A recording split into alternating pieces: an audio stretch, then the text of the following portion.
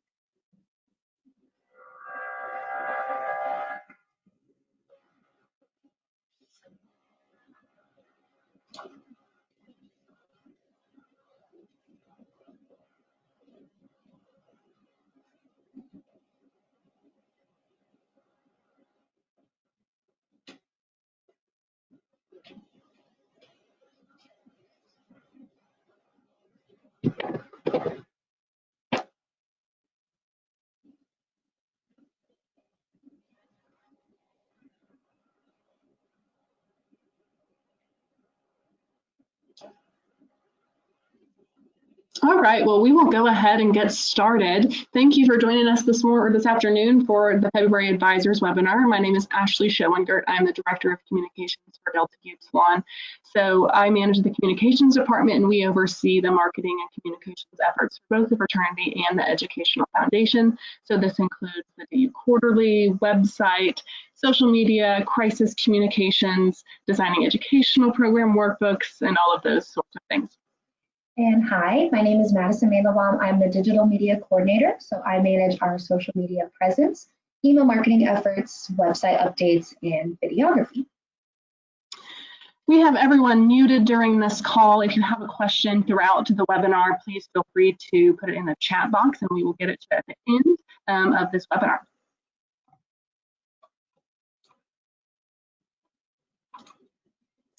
So first, today we'll cover how to communicate with alumni, parents, and our campus communities through a variety of communications vehicles. So according to our chapter development staff, questions about how to best communicate with these audiences make up the majority of the questions they receive that are communications related so far this year. At the international fraternity level, we also communicate with these three audiences. So today we will share some tips and suggestions for how you can do the same at the campus level. Keep in mind throughout the webinar that a lot of the tips that we will share today apply to all three audiences. So while it may seem daunting to communicate with multiple audiences, know that a lot of the content and materials that you produce can be used for all three, which will save you time and maximize your impact. So the first audience we're going to cover is our alumni base. It is important to note that alumni communications, including both chapter alumni and local alumni, are important to cover. For our newer chapters without large alumni bases and our chapters in more remote areas, support and involvement from local alumni is extra important. One way to communicate and maintain a relationship with alumni is through social media. Here are some effective ways to engage with your alumni audience. First, you can highlight alumni accomplishments. Give your alumni a place to submit news, such as an email address to send information to, or by tagging you on social media when they post about different events. And then sharing that method through social media callouts and or in your newsletters that we will talk about later. You can also turn on Google Alerts for high-profile alumni or check your university's magazine and social media for leads. The next tactic is posting throwback photos. This can be chapter specific or school specific. With Ashley and I both being Butler grads, we wanted to use a Butler men's basketball post as an example. Posting a throwback event and prompting users to engage will connect alumni to other alumni, as well as connect them to your chapter. So for an example, posting a photo about the Butler men's basketball team going to the Final Four with Brad Stevens, you could prompt users to tag brothers that they watched the game with to connect people. Highlighting both throwback photos and alumni accomplishments can be generated or executed by generating content on your own, like I mentioned earlier, through the university's magazine or social media. But you can also collect it through user-generated content. This is any photo, video, text, or audio that is posted by another social media user. So you can repost this content from other users by simply screenshotting a post or posting it onto your account. When reposting, you should always tag the original poster of the content just as a courtesy. And this also encourages them to follow you if they don't already and help you reach even more social media users. And then in terms of unique content, you can generate by showcasing advisors, for example, coming up with your own photos, posting a thank you post, or a day in the life spotlight of what an advisor does. You can also take photos when alumni visit or you host an alumni event and then post those on social media. As the editor-in-chief of the DU Quarterly, the most common questions I get asked about are about chapter newsletters. So some chapters think that the newsletter is a dying art and they can just share all of their information on social media, but I do find that our chapters that have the strongest alumni relations have an alumni newsletter.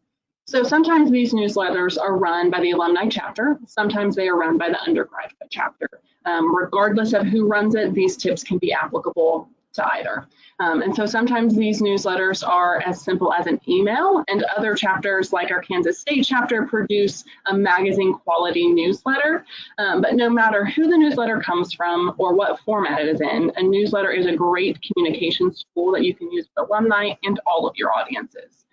So depending on your budget may affect some of your newsletter options. So you may opt for print newsletters or electronic newsletters, and I will provide some tips for both. So for print, a lot of times the issue with determining if you want to do a print or electronic newsletter is going to be your budget and going to be your design skills. Good news is that you don't have to have super strong graphic design backgrounds to put together a good newsletter, whether in print or electronic.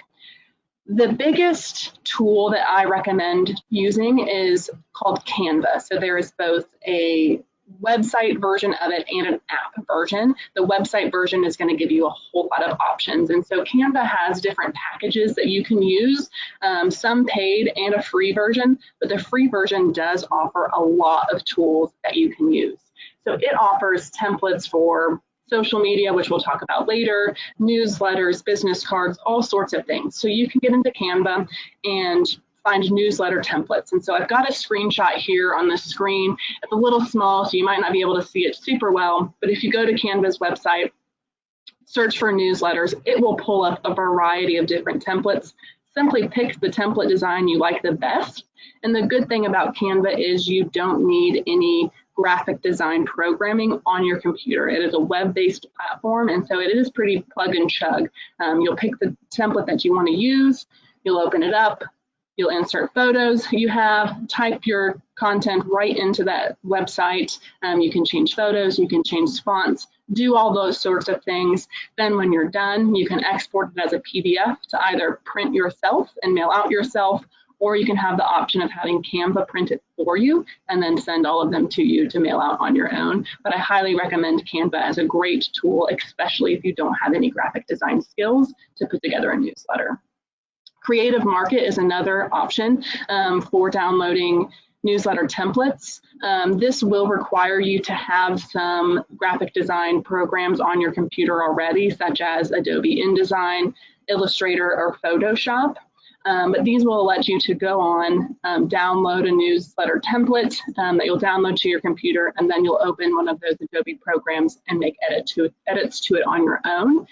There is a fee associated with these templates that you download, but they're usually pretty reasonably priced, and the price will depend on the type of template that you choose. But for $40, you could download a newsletter template from Creative Market and then use that same template for years. If you have these programs like Adobe, Photoshop, Illustrator, and InDesign, like I mentioned before, Adobe actually also offers templates that you can choose from. Most of those are going to have some sort of a payment with it, but they do have some free options as well.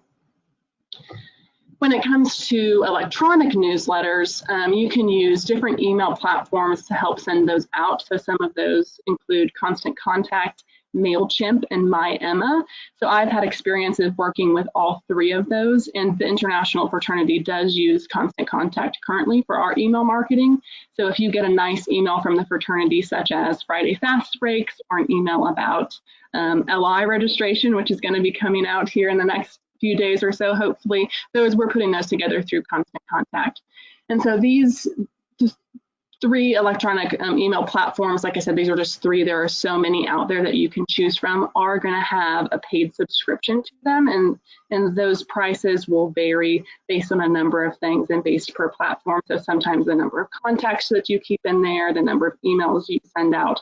But these are going to be kind of like Canva. They're going to be web-based platforms. You're not going to need any extra programs on your computer. They'll have pre-made templates for you to choose from where you can add your photos, add your text, make some design edits as needed, then upload your mailing list and send those out that way. Probably the most cost-effective option would be sending your newsletters just as a PDF attachment in a normal email. So say you're using Canva to design your newsletter. Like I said before, you can, after you're done, export it as a PDF, then just attach that PDF to your normal email, whether it's your personal Gmail account, if the chapter has a generic Gmail account or it comes from the chapter president, just attach that as an email to your normal, as an attachment to your normal email, and that would be a really effective way to get that out at pretty much no cost. I know that my Pi-Phi chapter from Butler University, that's how they send their email newsletters out, and it works just fine. So a newsletter is only as good as the content that is in it. So regardless of a chapter size and budget, here are some types of content that I would recommend for your alumni newsletters. Including a letter from the chapter president, including a letter from advisors or multiple advisors, and this will help get both the undergraduates and the alumni to understand the importance of you guys' roles as advisors. Include a list of upcoming events, so whether that's homecoming, a philanthropy event, Founders Day, what have you. Do recaps of recent events. So if they recently held a service project, have a little article talking about the service project. If exec board just attended RLA here recently, have one of those members write a little synopsis of what happened for the newsletter. You can also tease your upcoming events. So in addition to the list that you've also got in there, provide some more information on stuff that's coming up. So if there's a homecoming event coming up, let them know all of the details about it and how they can RSVP if they are invited. Same would go for a Founders Day event. And if it's a philanthropy event, provide more information and let them know how they can donate in the newsletter. So whether that be online, by sending a check, showing up, what have you, letting them know if they're invited and if they can donate to these events are going to be important. You can also profile undergraduate members. So if a man in the chapter has a really cool internship, you can profile that. If they've just won an award on campus, something else, that would make a good profile. You can also profile alumni who've had successful careers or are doing impactful things in their community. I would also make sure you include how to contact the chapter. So if alumni have news they want to share, they know how to share that with you for future issues, or if they just have general questions that they know who to contact. I also suggest including how to follow the chapter on social media, because as we said, a lot of times chapters are sharing important information through those channels. So doing a little call out box that says, hey, follow the Indiana chapter on Facebook and Instagram at these 2 handles, including those in there is also important. And you can also include updates on major initiatives. So on the chapter level, this could be housing projects that are coming up, information about capital campaigns, or news at the university. So if a chapter has recently left campus or a new chapter is coming on campus, include information about that. If campus has a construction project, they're building a new dorm, talk about that, because they may not know that information from the university otherwise. You can also talk about important BU initiatives. So for example, substance-free housing, you can do a little article on that and how the chapter is prepared to implement that in the fall. Or you could talk about the membership outcomes assessment. And so talk about the strengths that are highlighted for the chapter on their reports after that assessment, highlight those, and then talk about how the chapter is going to improve upon the areas that the assessment noted some improvement needed. Other newsletter tips that I have would be to send your newsletter out at least twice a year. That is going to make sure that your news in your newsletter is timely, and it will keep the chapter in the forefront of people's minds if they're hearing from you multiple times a year. Also ask alumni to write for you. So if you have an alumnus who's from the alumni chapter who's planning the homecoming event, have him write the article about the homecoming event. Take a little pressure off you. If you want to profile an alumnus, ask him to write the profile about him himself. Again, great ways to get them involved and take some of the burden off of you and whoever else is putting together these newsletters. Again, let people know how they can submit their news to you, and send your newsletters to IHQ. I can't stress this enough. I know I get a handful of those in the mail, but I know more chapters are doing them, but they're not sending them to us. So that's a great way to let us know what's going on. And for me in the communications department, we often pull information from that for chapter news submissions in the quarterly, and sometimes for social media posts as well. So make sure you're sending your newsletter to us here at the headquarters. Other ways to get alumni involved is to send them invitation to chapter events. And so these can be done either in print or electronically. Invitations can really be sent for any event, but here are some major ones that we suggest. Inviting your alumni to initiation. And we actually do have a template initiation invitation on the DU website. So it is under the resources tab, chapter resources, and under the VP administration's resources. It's in a Word document, and it looks just like that image that I've got on the screen. It's in a Word document. Chapters can just download it, open it up, make the text edits that they need to, save it, and send it off really easily. Founders Day, invite folks to Founders Day, philanthropy events, homecoming activities like we talked about before. Ways that you can create some of these invitations, as I mentioned with newsletters, Canva is a great tool. They have options for invitation templates that you can use to create those. Vistaprint also has great templates. We use Vistaprint here at the headquarters for a lot of our quick printing needs. You can either upload your own design and have them print it for you, or they have templates just like Canva, web-based. You don't need any programming, just type in your information, add a photo, and you're good to go. Vistaprint, you can also upload your mailing list to them, and they can mail those out for you as well, instead of you having to do those yourself. In terms of electronic invitations, I recommend using either Evite or Paperless Post. Those are both going to give you some pretty professional looking email invitations at a pretty decent cost. And again, if you're putting something in print, save it as a PDF and attach it to an email and send it to somebody. So you might have physical mailing address information for somebody, but not an email, or vice versa. You can also double up and just send your invitation as an email attachment that way. Holiday messages are a thoughtful and timely way to engage with alumni as well. This could be in the form of emails, cards, in your newsletters, and or social media. Chapters should recognize their own Founders Day as well as DU's Founders Day in order to target both the chapter and local alumni. Other celebrated days such as Valentine's Day and New Year's Day are good opportunities to establish that meaningful connection to your alumni. For example, the DU Educational Foundation sent previous donors a Valentine's Day message, letting them know that they are important. In terms of social media, DU recognizes our Founders Day as well as holidays, so chapters can model their approach after the DU social media accounts or just repost the content. Along with alumni, it is important for chapters to communicate effectively to parents. Parents, guardians play a vital role in supporting the success of the men in DU, so it is important that we involve the parents in what we do so that we can help their sons succeed together.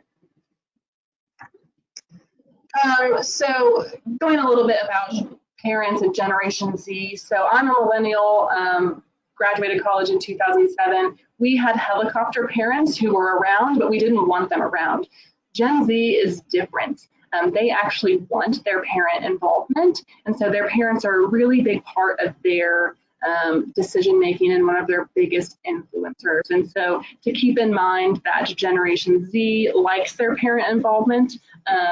They were raised by Generation X, which gives them some different things, but their parents tend to be pretty overprotective and like to intervene and mediate into situations. So as advisors, I'm sure you're seeing this, especially maybe in some finance-related items or behavior-related problems that the parents are really involved. But the difference with millennials is that Gen Z, our current undergraduates, want their parents' involvement. So it's very important for us to be engaging them because they are the biggest influencers of our undergraduate students. So knowing that Gen Z wants parent involvement, it's important for us as a fraternity to keep parents in the loop, as I said. I will say that we do recognize that not all students have parent involvement, and that could be due to different family dynamics, or sometimes the students just may not want it. Often if a student is paying for his DU membership himself, we see that he separates his parents from that experience. So with that in mind, I do want to just preface this that the fraternity does not require students to provide us with their parent information when they fill out their chapter or their member bio card. It's an option on that form, but because we're not sure what that parent relationship is like, we don't make those required fields. So you at the chapter level may have better parent information than we have at the international fraternity level. So especially if parents are paying for that experience, you may have that information more in finance related things, or we may not have that here at the international fraternity. But if we do have parent information on an associate member, one of the first things that we do after we receive that information is to send their parent a welcome letter. So if chapters aren't also sending a welcome letter to their associate members' parents, I highly suggest it. So at the international fraternity level, in our letter, we cover general information about the fraternity, our policies and our programs, and how they can contact us at the international fraternity level if they need to. On the chapter level, you can touch on those things, but I think you could talk about more chapter specific items.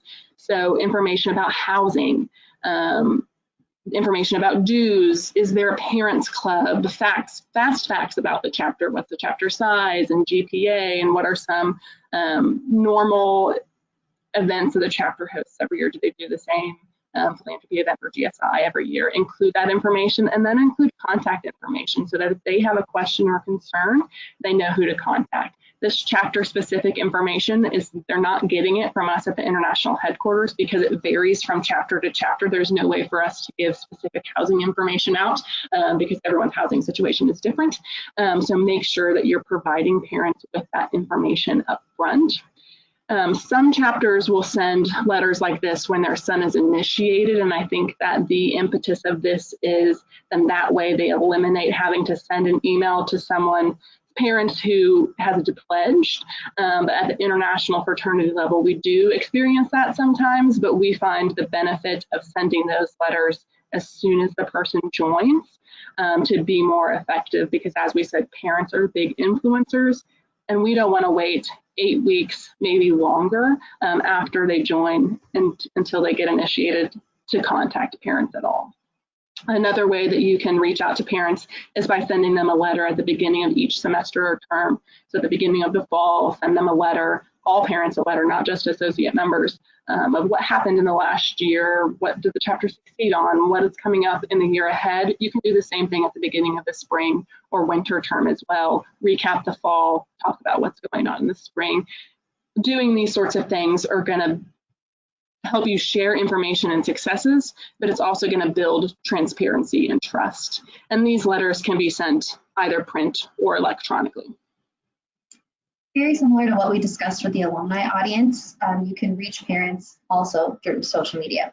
Here are some different ways to target your parents. You can advertise various opportunities that there are for parents to get involved in the chapter. Ashley mentioned there's a parents club for some chapters, so just letting them know how they can stay in the know and make them feel a part of this journey for their son. Take advantage of holidays such as Mother's Day and Father's Day to post on social media to express gratitude to parents for the influence that they have on our brothers.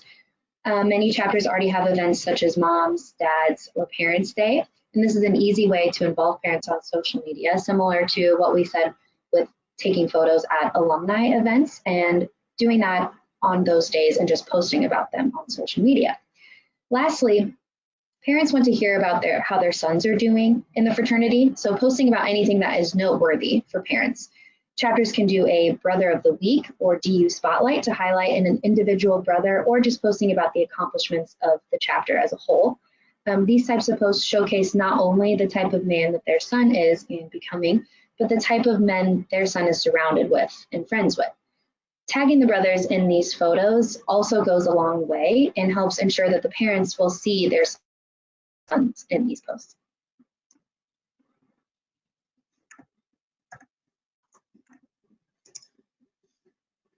The final audience that we want to talk about is the campus community. In DU, we always say that we are only as strong as the chapters around us, so it's imperative that we are good campus partners and neighbors. Having a strong social capital on campus, as you know, also hosts chapters in a number of areas like recruitment, philanthropy success, having social partners, and more. And there are a few easy ways to engage your campus community, and this can include other fraternities and sororities on campus, your campus Greek life office, athletic teams, or any other organization on campus. One of the easiest ways to engage your campus community is to repurpose the communications you already have. So send not only your alumni, but add your parents and add your fraternity and sorority advisor and other Greek organization chapter presidents to those newsletter lists. Add them to your email list that you're sending at the beginning of each semester or term or calendar year to let them know what's going on with DU. Send them your holiday messages as well. If you're doing it for alumni, add parents and campus partners to it as well. Invite them to your events. Being a non-secret fraternity, we have the option in DU of being able to invite those folks to events. So make sure you're sending those invitations to them as well. And you can also send your holiday greetings or invites to other student groups on campus. So whether that be the Dance Marathon Executive Board, student government officers, or professors or staff on campus who can be good allies for you, those are all great ways to get them involved and engaged and just repurpose something that you're already doing. When we reach out to these folks, they will get a good impression of DU and will be more likely to support us. Another easy way to show your support for your community is through social media, of course. Target the campus community by celebrating the events and accomplishments of your surrounding organizations. So some specifics. Here are some items that you should post about in order to target this audience. Celebrate Founders Day for other organizations by posting a simple Happy Founders Day post for another Greek organization on campus. This can be on your Instagram story or your feed, and it's just a very simple way to accomplish that. Promote events held by other organizations and showcase your chapter members' involvement in those events, similar to the photo that's on the right. Congratulate organizations on their successes. This can be Greek events, but also when a sport team excels or a group gets recognized for something such as having the highest GPA on campus or a milestone on campus, such as a white coat ceremony for pharmacy school. You can also post about holidays to show your support for all student groups on campus. Again, we mentioned earlier, DU creates holiday posts, so chapters can easily just repost that content or use it for inspiration. And lastly, it is thoughtful to acknowledge when other groups are exemplifying our values. So share content from other groups that match our founding principles. For example, a group on campus may have completed a large service project in the community or abroad, or a group participated maybe in a rally for justice and just posting those and congratulating them for exemplifying those values. Social media is obviously a free way to show your support to the campus community, but if your budget allows, you may also consider sending gifts to other organizations to show your appreciation. Some examples include sending a finals pack or a small basket like the picture on the right to different organizations to wish them luck on their exams, and this can be as simple as a pack of pen or pencils and a nice note. You could also send flowers or a card for Founders Day or Valentine's Day. And the same can also be done to congratulate other organizations on a successful recruitment maybe. When I was at Butler, my sorority would look forward to receiving a handwritten letter from each fraternity on campus congratulating us on a successful recruitment, and that really meant a lot. Lastly, your chapter can show their appreciation for the campus fraternity and sorority office by sending them a simple gift. This could be for the holidays or just a gift to say thank you. Not all of these may be feasible with your budget, but as I mentioned, even a handwritten letter of congratulations or gratitude can really go a long way in making an impact. Another way to reach out to the campus community is to take advantage of some marketing resources available to you from campus. So Working with expansions particularly, we utilize this a lot. So often dining services give student groups the opportunity to put out table tents. So kind of like this picture, a chapter can promote an upcoming event, just a general PR piece before recruitment about the chapter. Sometimes it just really depends on the campus. They may require you to bring the design for the table tent. They may design it themselves. There may be a fee, there may not be a fee, but check in to see if those are those options. So whether it's in the dining hall, the local Starbucks on campus, what have you, those are great ways. And I feel that most campuses do offer some sort of table tent options. When it comes to expansion, we've also utilized electronic signage on campus. So many places in the student union or dining halls have either big TV screens or scrolling electronic signage that chapters, that organizations on campus have access to. So figure out who on campus you need to talk to about those for our expansion purposes. I have not found that we've ever had a charge for that. We've just simply needed to provide the design of the graphic that we want to them, and they add it to the electronic signage for us. Also reach out to the campus newspaper, so either print or online. They have different advertising options there that can be pretty affordable. You can also target your advertising in a different way. So if there's a special section of the newspaper that comes out right before, you know, the big football game, you can put your ad in there and really target folks. Usually the sports section gets the most traffic for a student newspaper. So an ad in the sports section may be a little more pricey, but you're going to get more eyes on it in that area. So look for those sorts of resources. There are also, just depending on your campus, might be different things. Back when I started on staff in 2015, we were working on the expansion at Northwestern, and the coffee shop on campus gave every student organization the opportunity to advertise on a coffee sleeve for free. So it really just depends on what your campus offers. So figure out what those is and utilize those to the best of your ability. So to kind of wrap up, we're going to talk about resources. We've thrown a lot of resources at you, so we want to talk about them again and some of the things that you can use to best create some effective communications. So first, I want to point out that the fraternity does have brand and style guides, and those can be found on the Delta Upsilon website. So if you go to the resources tab, there's a page called Branding and Insignia. So we do have a brand guide. It's a PDF that you can download, and it talks about how to use logos properly, what our official colors are, and give the color codes for those if you're designing things, just really brand specific stuff in terms of the look and feel of things. We also have a style guide that can be downloaded, and this is more of a dictionary type thing that'll show you, we don't use the word pledge, we use associate member, and when we say building better men, we capitalize it and put it in italics. So things like that. So both the brand guide and the style guide are available on the Delta Upsilon website. All DU logos are also on the website, so that they can download the official fraternity logo, the coat of arms, all sorts of logos. The GSI logo can be downloaded from our website. It's on that branding and insignia page, the same spot as the brand and style guides. If a chapter ever needs a different logo from us, they can also contact us directly at IHQ, especially if they need it in a different file format than what we have available for download. They can always just reach out to us directly, and we'll send those to them via email. And as I mentioned before, we do have a sample initiation invitation on the website under the chapter resources page under the VP administration. So there's a sample invitation for initiation and a sample initiation program. Both are in Word, really easy to download and update to chapter specific items. In order to save yourself some time, there's always the option to just share DU social media posts. There are a few ways that you can go about this without having to use the repost app. On Facebook and Twitter, you can go and save the photo that we post into your library on your phone or in your downloads on your computer, and then you can post it onto your account yourself.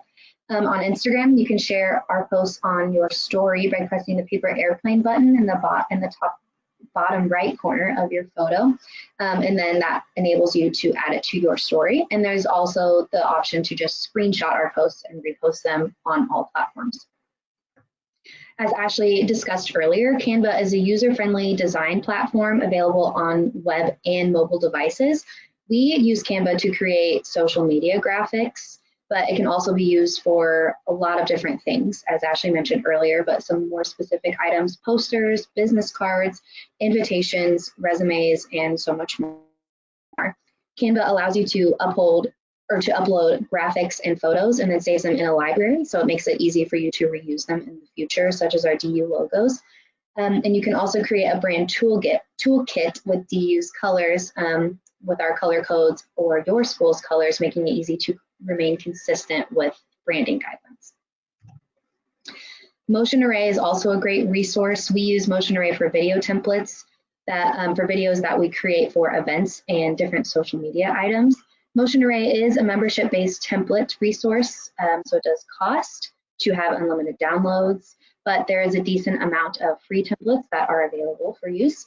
If you're looking to create a video for recruitment or philanthropy event, for example, Motion Array has a wide variety of video templates as well as royalty-free music, stock video and motion graphics, and also sound effects. Unlike Canva, Motion Array does require third-party applications for video templates. For example, we use the video templates that are designed for After Effects and Premiere Pro.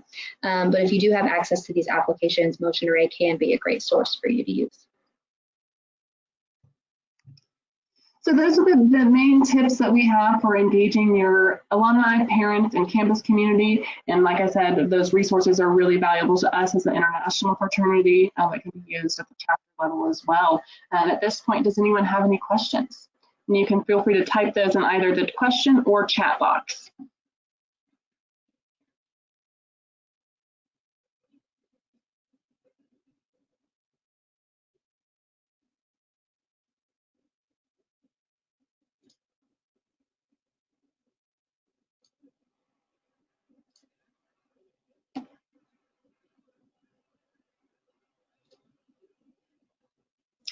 All right, I'm not seeing any questions or things coming up in the questions or chat box. If you do have questions, you can feel free to reach out to us. The general IHQ email is ihq@deltau.org, and those will get forwarded to us as needed. To reach me, Ashley, the Director of Communications, my email is amartin@deltau.org. If you'd like to reach out to me, my email is mandelbaum, mandelbaum@deltau.org.